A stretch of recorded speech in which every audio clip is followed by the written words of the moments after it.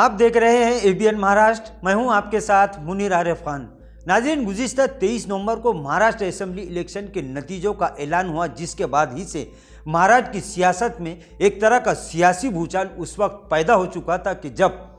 Opposition सियासी पार्टियां यानी महाविकास आघाड़ी में शामिल शरद पवार की एनसीपी, कांग्रेस और उद्धव ठाकरे की शिवसेना की जानिब से शिकस्त हासिल करने वाले उम्मीदवारों ने और खुद इन पार्टी के बड़े नेताओं ने इलेक्ट्रॉनिक वोटिंग मशीनों पर शक और शुबे का इजहार करते हुए बदउनवानी का इल्ज़ाम लगाया था, जिसके बाद नाज़रीन पूरे महाराष्ट्र की सियासत में एक तरह का हड़कंप मच चुका था, क्योंकि ऐसे सैकड़ों उम्मीदवार थे जिन्होंने इस तरह की शिकायतें की थी कि इलेक्ट्रॉनिक वोटिंग मशीनों में धांधली हुई है। नाज़रीन, इस वाक़े के बाद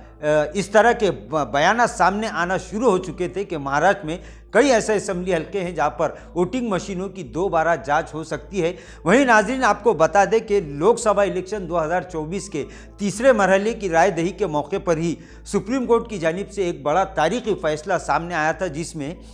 दूसरे और तीसरे नंबर पर रहने वाले उम्मीदवारों को ये मौका दिया गया था कि वो दोबारा वोटिंग मशीनों की जांच की दरख्वास्त दे सकते हैं। लिहाजा सुप्रीम कोर्ट के इसी फैसले का फ़ायदा उठाते हुए महाराष्ट्र में कई ऐसे उम्मीदवार जो महाराष्ट्र असेंबली इलेक्शन 2024 के मुकाबले में बहुत कम वोटों से, बहुत कम मार्जिन से शिकस्त खा चुके हैं, वो दोबारा वोटिंग मशीनों की जांच की दरख्वास्त देने की तैयारियां गुज़िश्ता कई दिनों से कर रहे थे। और अब इस तरह की खबरें मिल रही है कि सैकड़ों उम्मीदवारों ने इलेक्ट्रॉनिक वोटिंग मशीनों की जांच की दरख्वास्त के साथ साथ इंतज़ामिया की जानिब से आयद की जाने वाली फ़ीस भी अदा कर दी है। नाज़रीन, वहीं औरंगाबाद ज़िले की अगर बात की जाए तो एक बड़ी खबर औरंगाबाद ज़िला के लिए ये है कि औरंगाबाद ज़िला के 4 उम्मीदवारों ने जो महाराष्ट्र असेंबली इलेक्शन में हार चुके हैं, उन्होंने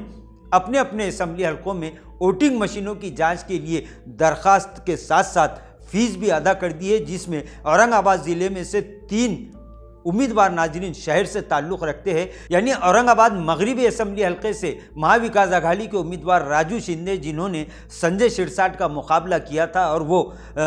शिकस्त खा गए, उन्होंने अपने असेंबली हलके में तकरीबन 6 वोटिंग मशीनों की दोबारा जांच की दरख्वास्त के साथ साथ तकरीबन 2 लाख से ज़ायद रकम इंतज़ामिया को जमा करवा दी है। वहीं नाज़रीन, औरंगाबाद सेंट्रल असेंबली हलका, जहां पर पूरे महाराष्ट्र के आवाम की निगाहें टिकी हुई थी, यहाँ से मजलिस इत्तेहादुल मुस्लिमीन के उम्मीदवार नासिर सिद्दीकी तकरीबन लगभग 8000 वोटों से शिकस्त खा गए। उन्होंने भी अपने यानी सेंट्रल असेंबली हलके में तकरीबन 2 वोटिंग मशीनों की जांच के लिए दरख्वास्त दी और तकरीबन 94,000 रुपये नासिर सिद्दीकी ने इंतज़ामिया के पास जमा भी करवा दिए। वहीं नाज़रीन, सेंट्रल असेंबली हलके से महाविकास आघाड़ी के उम्मीदवार बाला साहब थोरात ने भी एक वोटिंग मशीन की जांच की दरख्वास्त और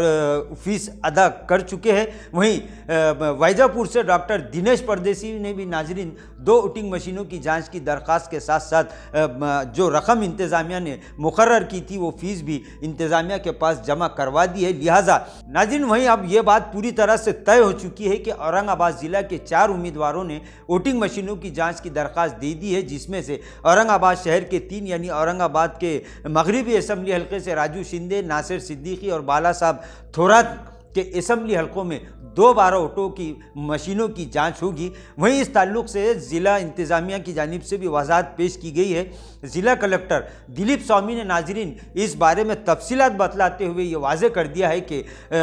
आइंदा जनवरी के महीने में इन इलेक्ट्रॉनिक वोटिंग मशीनों की जांच हो सकती है। उसकी तारीख मुकर्रर की जाएगी, बहुत जल्द इसका ऐलान भी किया जाएगा। लेकिन वहीं उन्होंने एक बात पूरी तरह से साफ कर दी कि जाँच के दौरान वोटों की दोबारा गिनती नहीं होगी, बल्कि वोटिंग मशीनें यानी इलेक्ट्रॉनिक वोटिंग मशीनें सही तरीके से काम कर रही है या नहीं, इसकी जांच होगी। नाज़रीन, मैं आपको बता दें कि जनवरी के महीने में इन तीनों ही असेंबली हलकों के वोटिंग मशीनों की जांच की तारीख तय होगी, जिस पर अब आवाम की निगाहें टिकी हुई है। लेकिन जहाँ तक सियासी माहिरीन की नाज़रीन बात की जाए तो इनका ये कहना है कि इलेक्ट्रॉनिक वोटिंग मशीनों में जिस तरह के इल्ज़ामात और जिस तरह के आरोप उम्मीदवारों और पार्टियों की जानिब से लगाए गए हैं, उसने महाराष्ट्र की सियासत में एक तरह का उथल पुथल मचाया हुआ है। अब देखना यह है कि इलेक्ट्रॉनिक वोटिंग मशीनों की जांच के बाद क्या फैसला निकल कर सामने आता है और इसी पर इन उम्मीदवारों की उम्मीदें भी टिकी हुई है। नाज़रीन, आने वाले जनवरी में इंतज़ामिया की जानिब से इन इलेक्ट्रॉनिक वोटिंग मशीनों की जांच होगी